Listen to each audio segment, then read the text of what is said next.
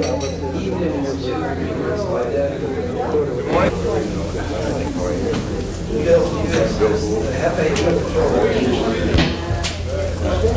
here. I've got the, this is the slides, is it? Oh. Wireless bag. Is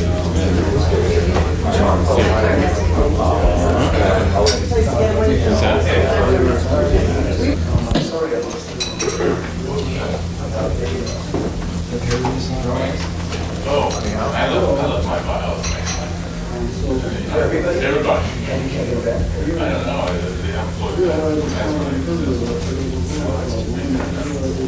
Bill, let me know when you want to begin. Let me know when you want to begin. In about 30 minutes.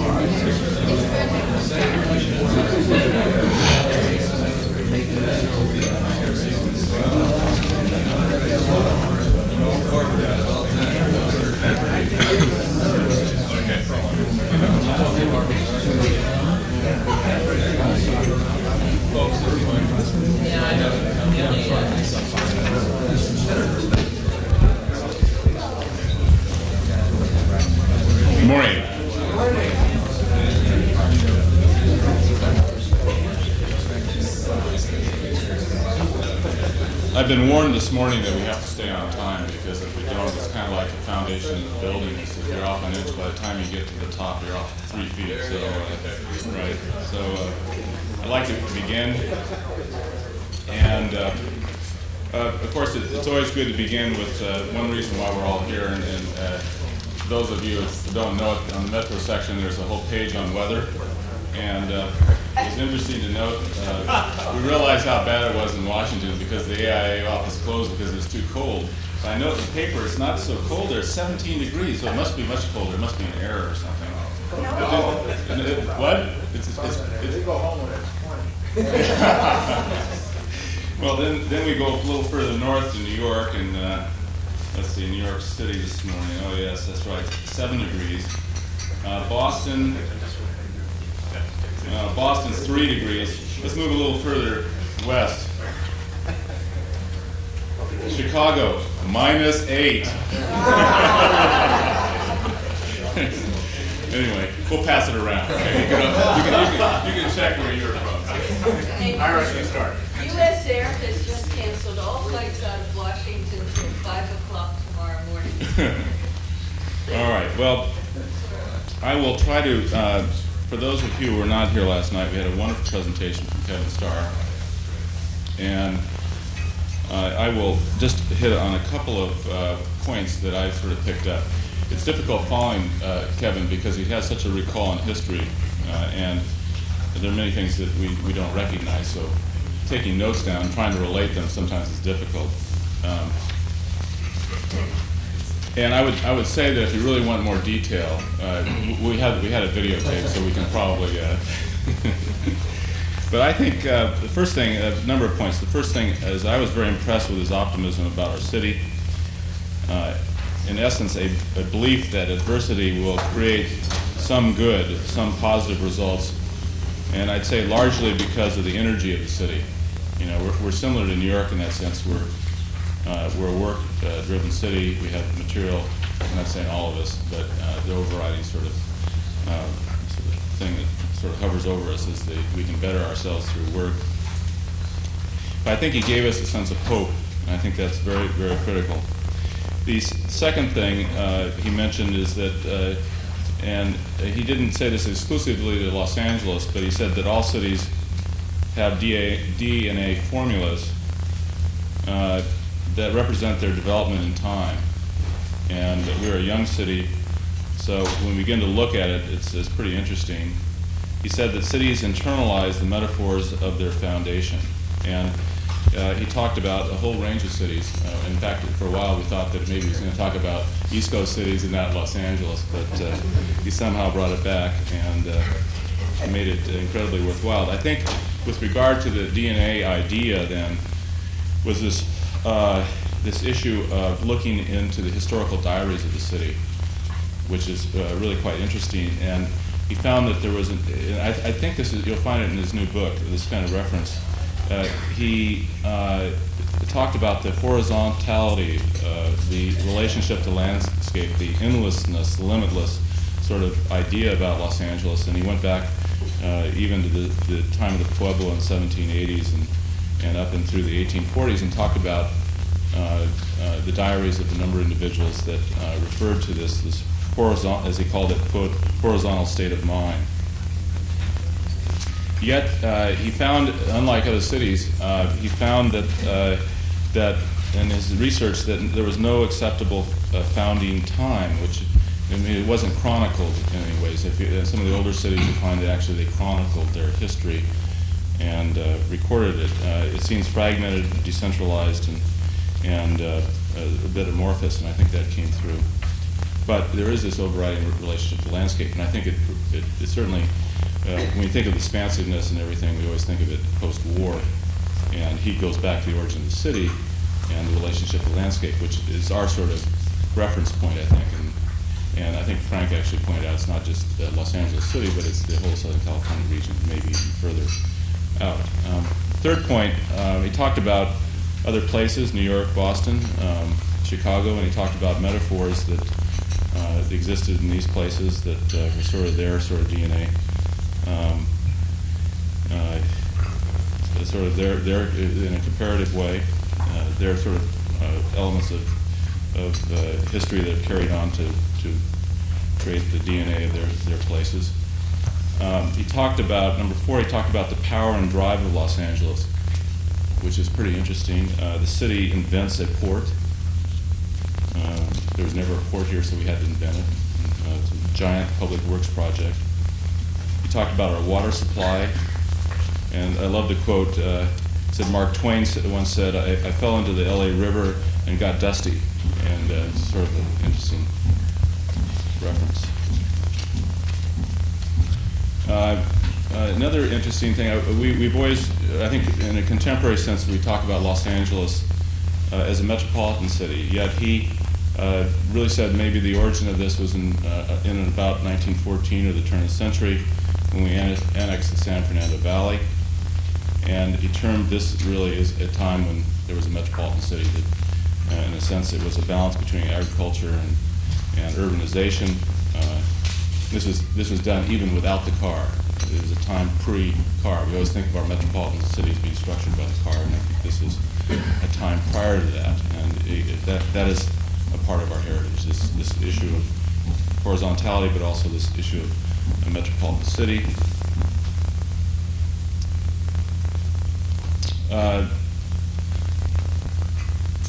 And I think that one of the last points here, he said there's something about the image about Los Angeles, the ideas about Los Angeles, and he referred to a whole history of people, you know, from people that are more recent, Rainer Banham and some historians, and he talked about you can almost make what you want of Los Angeles, which I thought was pretty interesting. He almost says to us, you can almost make what you want with the city, which is kind of the hope, the westward hope. That is, you don't have the baggage. You can actually be what you think you are, even though you might not be. But it's sort of interesting. Okay, then I think in summary here, the things that it came through with me was is that the issue of the DNA and the idea about Los Angeles as a natural spatial environment. On one hand, it goes back to the origin of the city, and then on the other hand, the importation of these ideas about Los Angeles, whether it's Loomis, whether it's others, you could bring in your ideas and it was adaptable to the place. And I think he left us with a great deal of hope about the city and at a time when, quite frankly, it's being challenged. And it was a wonderful way to begin the conference. Okay, so right now we have Peter Morrison with us. Peter is a senior staff demographer for the RAND Corporation. He's accomplished many studies on urban growth and change. He's covered the demographic landscape of the United States and particularly California. He was educated at Dartmouth and has a PhD from Brown. So, ladies and gentlemen, please welcome Peter Morrison.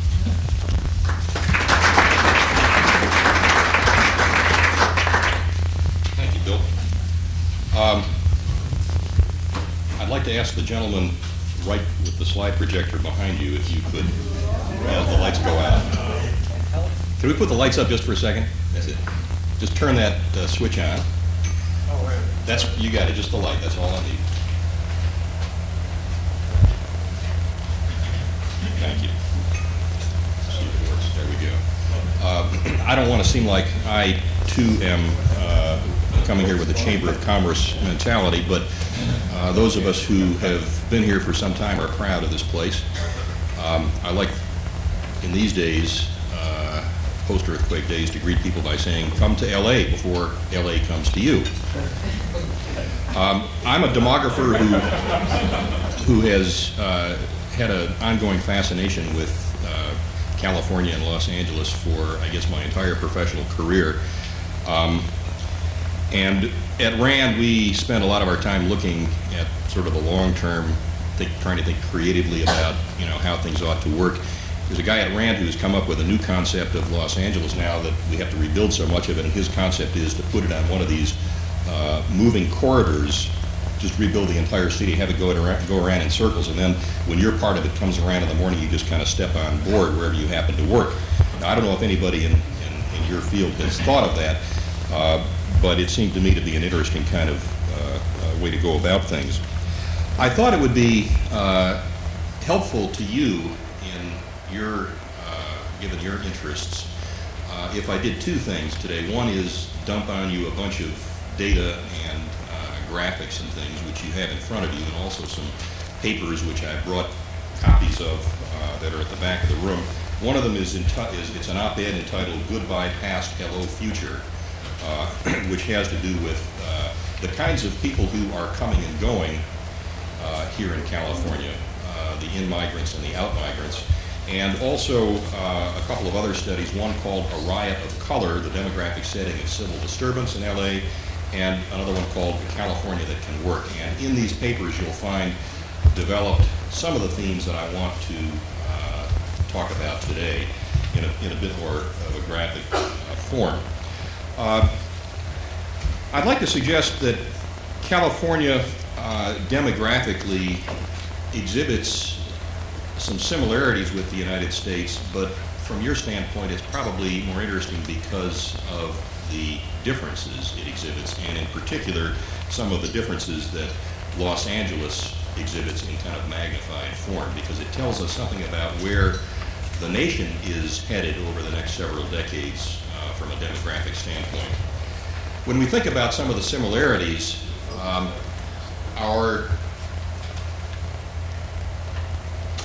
should be on automatic focus. Think about the similarities. One of the obvious similarities is that our population is maturing. More and more of us are concentrated in the middle to later mature ages. And if you just consider how this trend is manifesting itself during the 1990s, I've shown here a projection for the nation as a whole of the extent to which our growth in the future is going to be concentrated here in the 35 to 54 age range. You can see in terms of households headed by individuals under 35, the numbers are going to decline slightly from 1990 to the year 2000. But in this middle age range, we're going to see a phenomenal growth, something that comes out to about 3% annual increase. So this is where the numbers are concentrating, more and more of us in these age ranges. We are also a nation that is predominantly made up of dual earner couples now. Everybody is out there in the workplace, which means that there are all sorts of demands and needs that we're familiar with on a day-to-day basis that weren't there a generation or two ago when we had full-time homemakers in the at home instead of women working in the labor force. And what you see here is how this trend has evolved. Dual employed couples used to be 45% of all couples back in the mid-1970s. Now 3 out of 5 and headed inexorably upward. And lastly, our households have grown more diverse than ever. It used to be the case in 1970, as you can see here, that there was one type that outnumbered all others, 40%, that consisted of couples with children. And every other type was less prominent. If you look at today's world, couples with children now constitute only 26% of all households. And in fact, there are more couples without children than with children. And as I'm sure you know, there are about as many households that consist of individuals living alone. So we've gone from a society in which there was one predominant type to a society in which there are many different types. And of course, within these categories that demographers use to count things up, there are many variations on these themes. These are only the major categories that we distinguish. You probably know demographers are people who work a lot with numbers, but didn't have the personality to become accountants. We have to put things into categories that we can make sense of. But what I'd like to do now is kind of focus in my presentation on some of the differences that we see in California, some of the transformations that are occurring much earlier in California and in particular in Los Angeles than elsewhere in the nation. And in fact, I would submit to you that the demographic future of the nation, and in particular of California, is visible today in the faces of our children. And this is the theme that I want to focus on today, which is really the growing ethnic diversity, the emerging ethnic mosaic that we see clearly visible in Los Angeles and becoming clearly visible in California, well in advance of its materializing elsewhere in the nation. California, I would submit to you, has an extraordinary demographic future, and it's extraordinary for 3 reasons. First of all, California has become really the major entry port for immigrants into American society. It used to be that California was the magnet that drew us from other parts of the United States, but now the origins of these newcomers has changed from states like Texas and Arkansas and New York to other continents like Asia and Mexico and the Middle East. So we are, for better or worse, the generational way station where newcomers to American society are going to spend some amount of time before they or their descendants move on into the mainstream of becoming second-generation Americans. We also have a very large and diverse youth population, which I'm not going to have time to focus on, although you should see that as partly being a consequence of some of the underlying demographics in this state. And we also have an interesting aspect, which is the increasing regional concentration of growth in California, not only in Southern California, but also in the Central Valley of California, which is emerging as a major locus of growth in the future. But I want to focus on this entry port function. When you start to look at some of the numbers, it's really astonishing. Californians are consist of two of every 5 Asians in the United States, 1 of every 3 Hispanics, 1 of every 2 individuals who applied under the amnesty program to legalize their status nationwide submitted their application from a California zip code, and in fact, nearly 1 out of 3 submitted it from Southern California. California has 1 of every 2 Southeast Asian refugees. This comes about not only as a function of refugees moving directly to California, but when they move to some other part of the United States, many of them end up remigrating a year or 2 later to California because that is where they have families and friends. So we are kind of plugged into a network, a global network of in-migration, even as some of us in the more mature ages gravitate away from California to other states. One of the major factors that accounts for what's happening here is visible when you look at the places that immigrants moving into the United States are settling. And if you just take the entire quota of all immigrants in the recent year, 40% of all immigrants coming into the United States that we count, this is not the undocumented, but just the legal ones, settle in California. The other major centers are Texas, Florida, and New York, but we get 2 out of every 5. So what all this adds up to is that California is moving toward becoming a mosaic of what we refer to today as minorities, simply in the legal and social sense, but also literally in the numerical sense. When we took the 1990 census, Anglos constituted 57 million of the 57% of the 30 million Californians counted them. Latinos were 26%, and you can see that there were also Asians and African Americans filling out the rest. As we move to the year 2000, we are going to be just at the cusp of the transformation I'm referring to, which is a state in which there will no longer be a majority numerically in the population, and by the year 2010, we'll have a picture that looks something like this. Now, these are abstract numbers because they refer to a state. I mean, where you experience it is on the streets, in the restaurants, in a particular community. And so I'd like to suggest to you how this is going to unfold at successively finer geographic scales.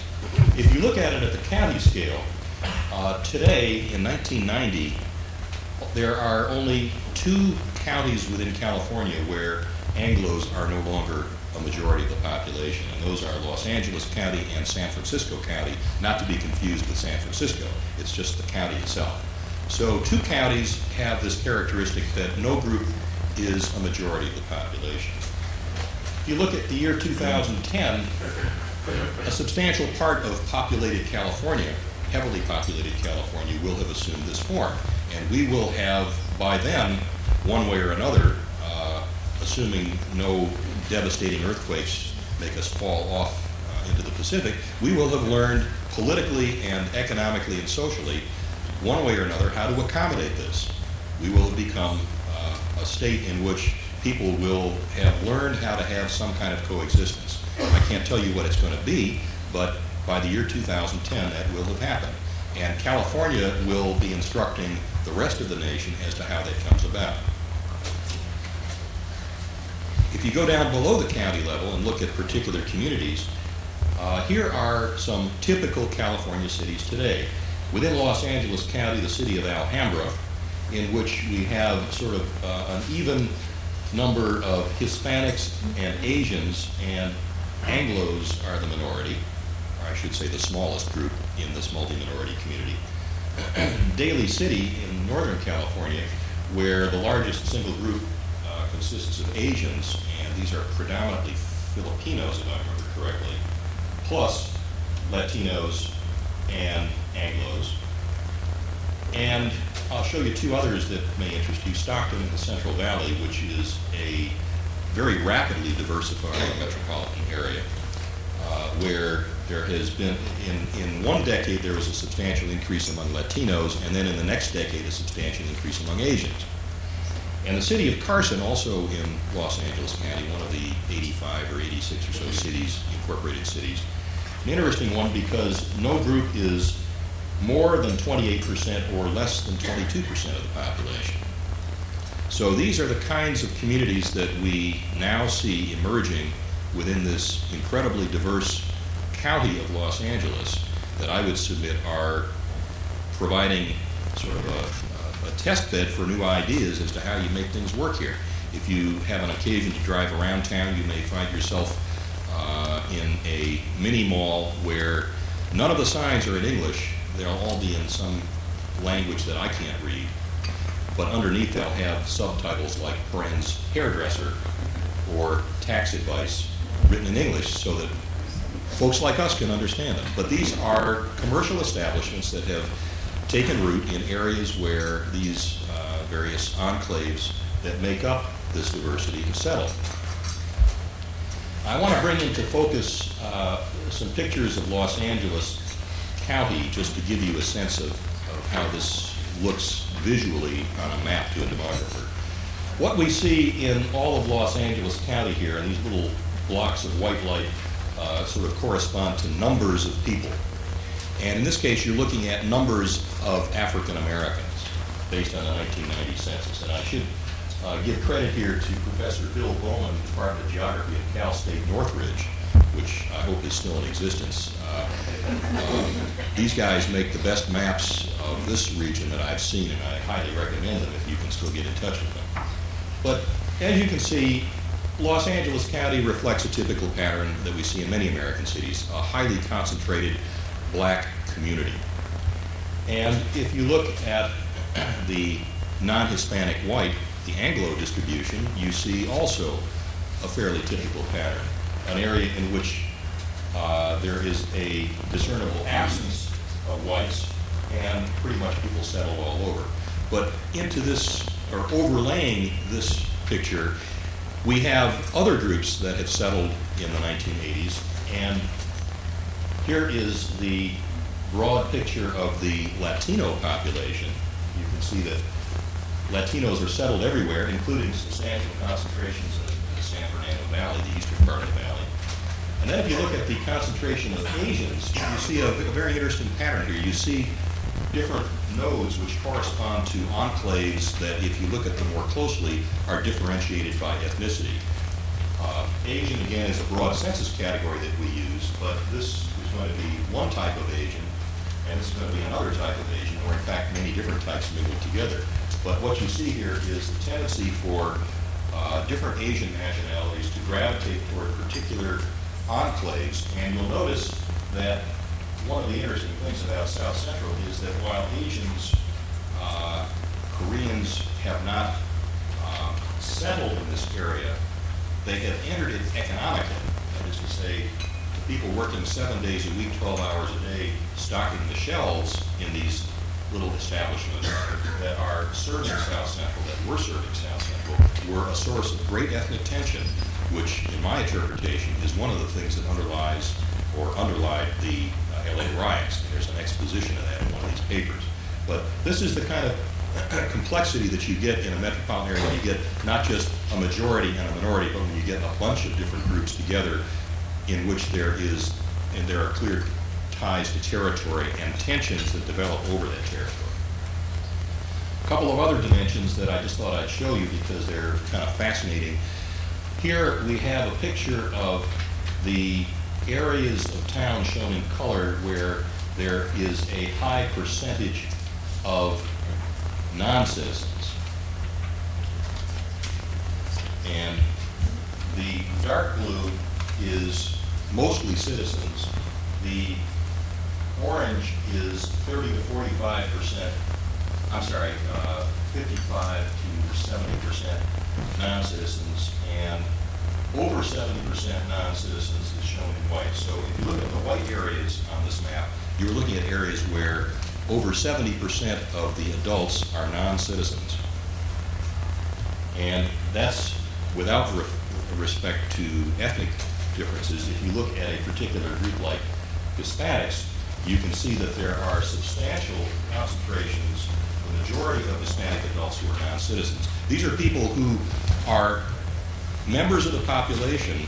They have children who are likely to be citizens, who are attending schools, but they are not entitled to vote. They have no, at this point in time, no means of clear political expression. And that is one of the interesting ambiguities that unfolds when you have this kind of a settlement pattern. A substantial concentration of a particular ethnic group that is not politically empowered, but is living in the midst of a major metropolitan area. That's Latinos. This is a picture of what it looks like for Asians. You can see a much more scattered pattern again. What you're seeing here are basically many of the newcomers to our society who are settling in different parts of town. Now, I want to close with a couple of thoughts. We hear there are a lot of people beyond the borders of California who badmouth our state, and in particular Los Angeles. And they accuse this area of all sorts of bad things. Now, this is a picture of Los Angeles in 1987, and here is a picture in 1992. We have managed actually to reduce a lot of the pollution, and we have in fact seen in the post-earthquake environment an astonishing phenomenon of how well people can adapt when some of our major transportation arteries are severed.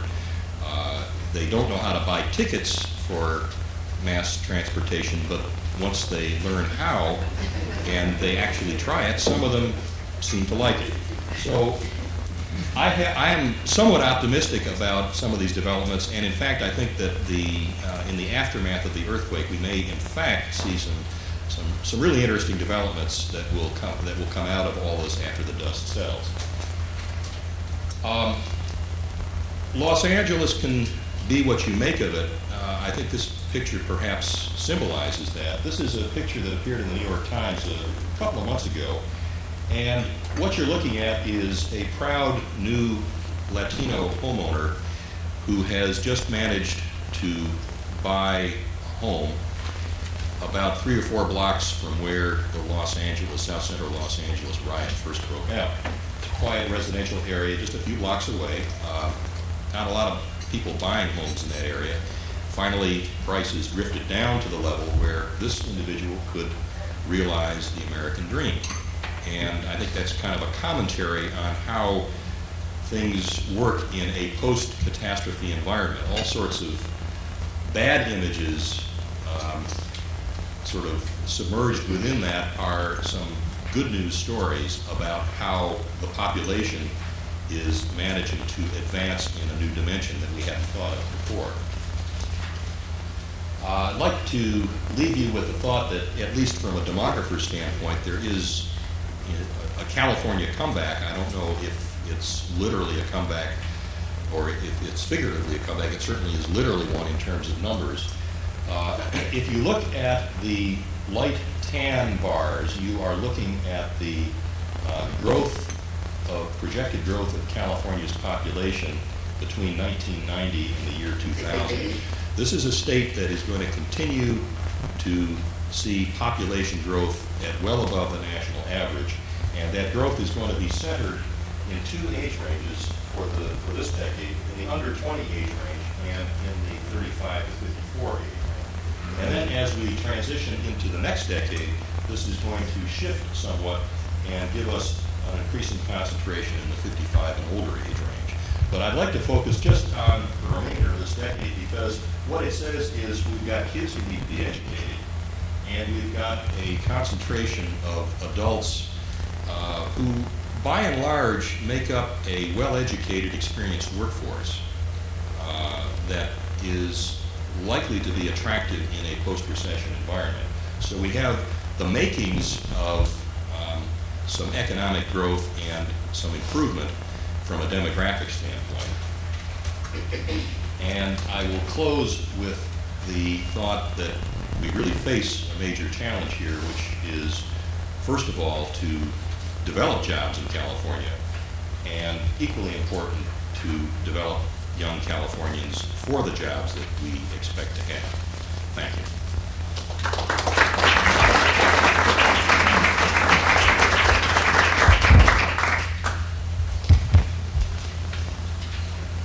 Peter has agreed to answer some questions if anyone would like to. There's a demography there. No, not really. Right. But I did go to Dartmouth, Peter. Peter, I think, especially for people who don't know who are here from other states, who may not know the area well, I think it'd be good to add something about, probably more than half of the present and projected growth of the metropolis is occurring outside of the area that was shown as the metropolis. In other words, it's misleading, I think, to show LA County as the metropolis when so much, more than half of the growth is occurring in the surrounding counties. So the pattern is really more extensive, more horizontal, in Kevin Starr's words, and more complex than even what's shown in LA County. And if you could comment on that, I think it would be helpful. Yeah, I don't want to leave you with the thought that the pictures I was showing you here was the metropolis. What you're looking at is kind of the center of the metropolis that we have to contend with. And what I want you to see there is the complexity of the intermingling of groups, because that is something that is also manifesting itself in the surrounding area. Just to comment briefly on the surrounding areas, it's very difficult to conceive of this metropolis as a core-oriented metropolis anymore, because it's a polynucleated one in which the various nuclei are taking on different forms. And I could show you another graphic here in which I don't know if you have any kind of a stereotype about Orange County as being the place where people move, to the suburbs, mainly prosperous white people, but the ironic thing is that that's a totally outmoded stereotype, because if you look at the data today, they will tell you that the most common home buyers in Orange County now are people with names like Nguyen, Lee, Garcia, etc. And it's a place where all of the minorities that I showed you in the core here in the next generation are moving out to the suburbs. And another commentary I would make about this general point is that if you take the peripheral counties, Riverside,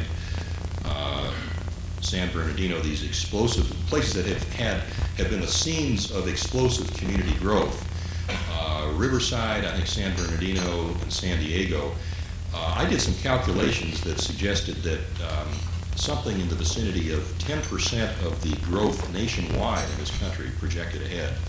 1/10 of that growth is going to be concentrated in these very rapidly growing counties in Southern California. It's kind of an astonishing insight when you think about it. Yes, sir? Yes, your analysis, which was quite interesting, concentrated a tremendous amount on issues of ethnicity.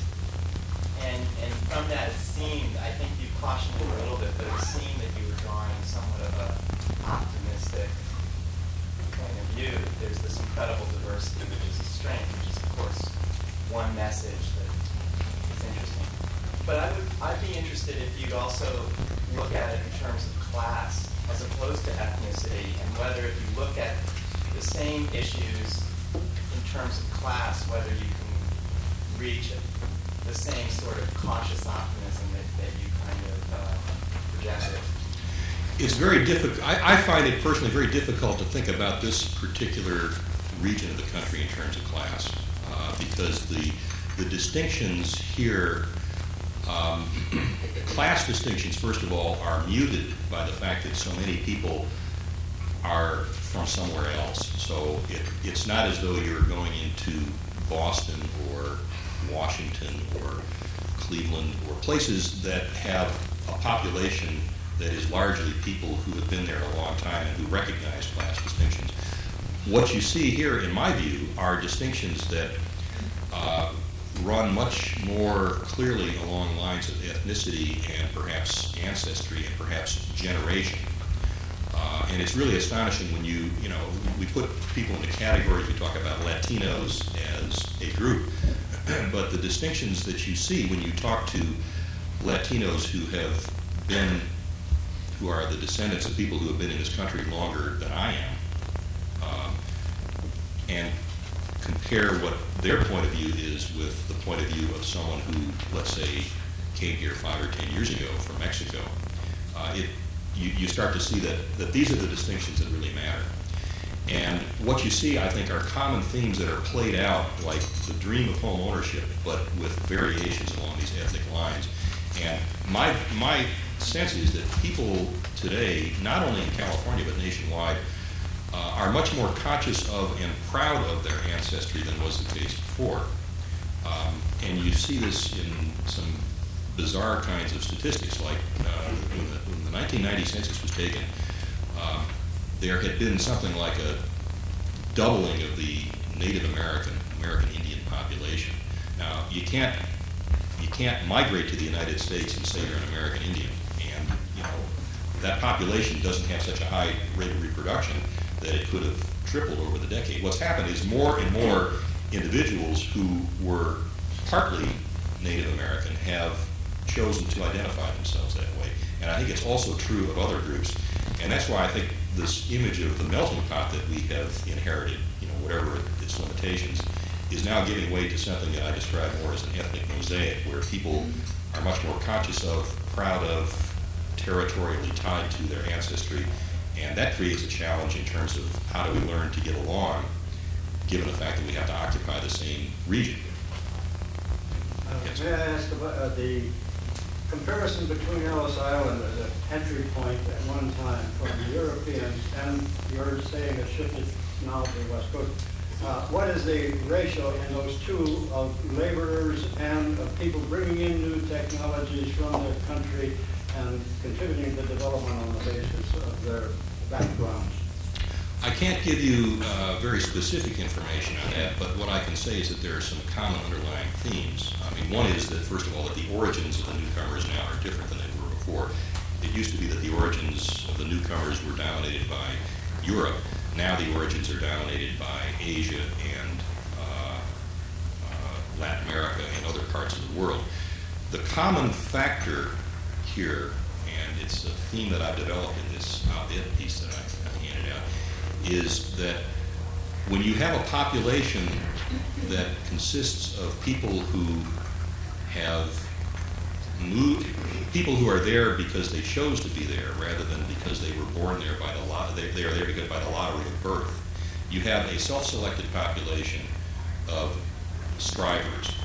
And I would submit that what we have in California, as we accumulate all of these individuals who really range from, destitute boat people to very, very wealthy Asian business people who come here with a lot of money. All of these individuals tend to have one thing in common, along with the young people who are moving to California from other parts of the United States, including Massachusetts, New York, and New Jersey. They all have one thing in common. They are here by choice. They are seeking to realize their fortunes beyond their regions of birth. And that gives us a big advantage. There's a lot more ambition, concentrated in these individuals than anybody can measure. Yes, sir. You mentioned the dream of home ownership, willingness to live in apartments in greater densities, perhaps along transit corridors, or whether the dream persists of the single-family home, such as the fellow you showed in the slide. And if that's the case, what will be the consequences for the city as the population swells and yet everyone still wants to live in a single-family home?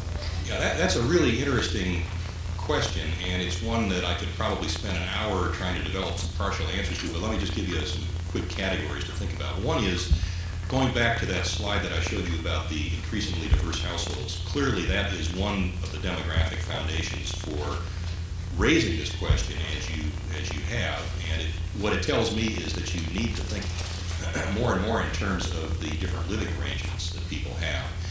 And I would amplify that by saying not only the static picture that I showed you, but there is much more flux in living arrangements. So the bottom line to me is that when you talk about people's housing arrangements and dreams of home ownership, whatever variant of that you may want to have, whether it's multi-unit or detached single family, you are also talking about a world in which people are going to need to reconfigure space to meet changing family needs. Nests empty out, then they fill up or become fouled by 25-year-old children who come home and say, I either don't have a job or I no longer have my spouse. And that need for space adaptability, I think, is important. The second aspect, of course, is the fact that as we have become increasingly a society of dual earner couples, we don't have time to mow the lawn anymore. And so an increasingly maintenance-free residence, and one that has the technology that allows you to deal with lots of things by remote control, given the communications technology we have, is something that also makes sense. But at the same time, as you look at Los Angeles and you hear anecdotally about some of the differences between, let's say, the way we treat our elderly, we in this room, and the way they treat their elderly, and you can talk about whatever they you want, but I would highlight, let's say, for Asian nationalities, there are very striking differences in how families are put together, and what people want to do with parents who are in their 70s and 80s. You may not want them living in your home, but some of them do. And what you find is a tremendous density of population in certain parts of this town, because that's precisely what's happening. So there are a lot of interesting angles on this. I don't know where they lead, but I'll give you the numbers, and if you think about them in those directions, I think you're on the right track. Yes, sir. I was really struck in your mapping of the different ethnic groups and the strong boundaries or edges. Yeah. Is there a relationship between any landscape element or physical boundary, or is there something else at work there which is giving such strong demarcation? The answer is generally no. There are not landscape boundaries. I think what you're looking at is the remnants of the black community in Los Angeles.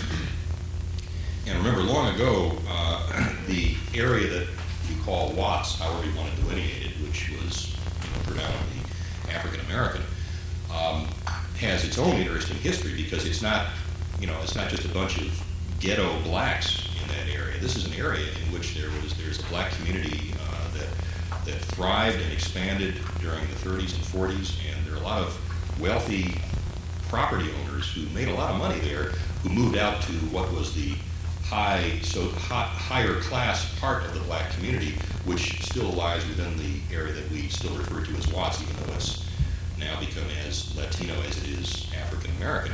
So what you're seeing there is the remnants of a settlement pattern in which parts of it correspond to, sort of our version of the ghetto, although if you went down there, it wouldn't look like it if you're from the east. There are other parts that are, if you look at it demographically, called Watts, but inhabited by Salvadorans, Latinos, no Asians, and some blacks who haven't yet left for more prosperous suburbs. So there's kind of it's like the remnants of an historic region that has just kind of evolved in its own particular way. And then, of course, there's a housing stock there as well. Do you have that same pattern occurring in new settlements? Of what? Do you have that same pattern occurring in newer settlements? At a smaller scale and probably less clearly discernible. But I guess I would say that theme is something you want to look for in different parts of Los Angeles, and it's more complex than what you see in sort of the traditional conceptualization you have of an area undergoing transition. The transitions can be multidimensional, and they can entail lots of variations on themes like the remnant of one group in its old age remaining behind as the young members of another generation move in to become homeowners. Yes, sir. Your chart shows that the area is going to grow from 30 to 42 million in about 20 years. It's just a little bit less than 2%. Can you talk a little bit about population growth in the nation, and for that matter, the world, and how that might affect what we're talking about this conference? I know very little about the world, except that it's divided up into places where the population is still growing explosively and has a lot of demographic momentum. And then there are the advanced industrialized nations where fertility has declined and growth is tended to slow. The growth that is projected for California, and this is presuming that the recession ends, which we all think is a safe assumption, is growth that is going to be somewhere in the vicinity of twice the rate of the nation as a whole, which is going to be something around 1% or slightly less per year.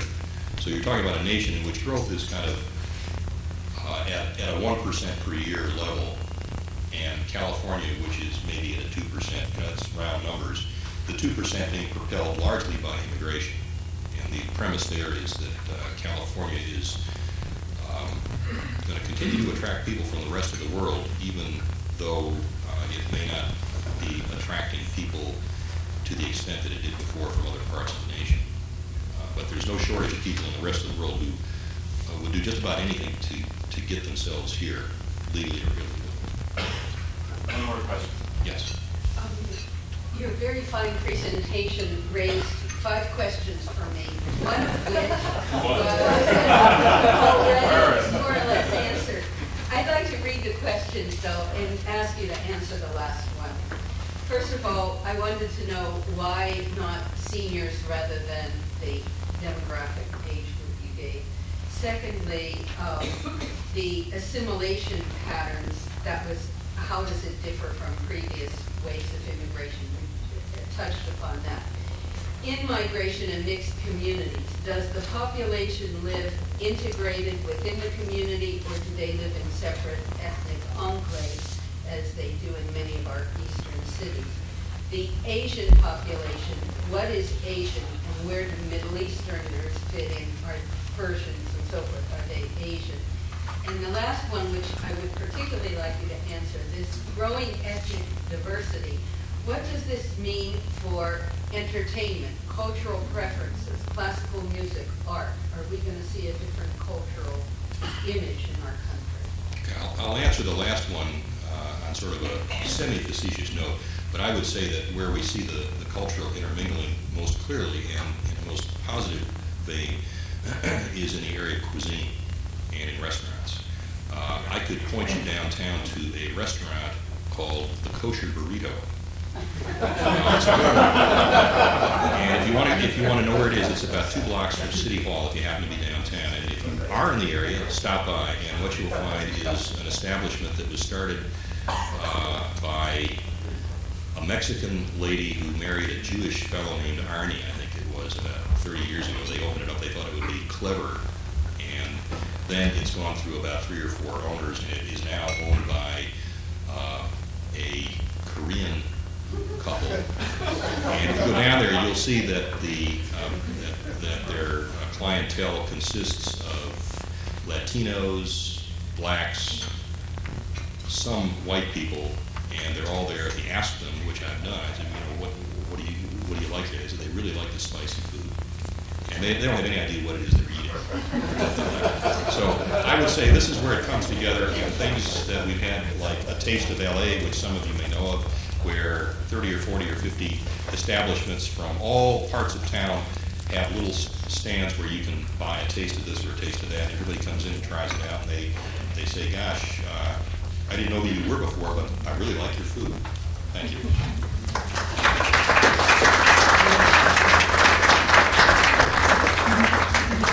Thank you, Peter. Let's take a 5-minute break and set up for our next panel here.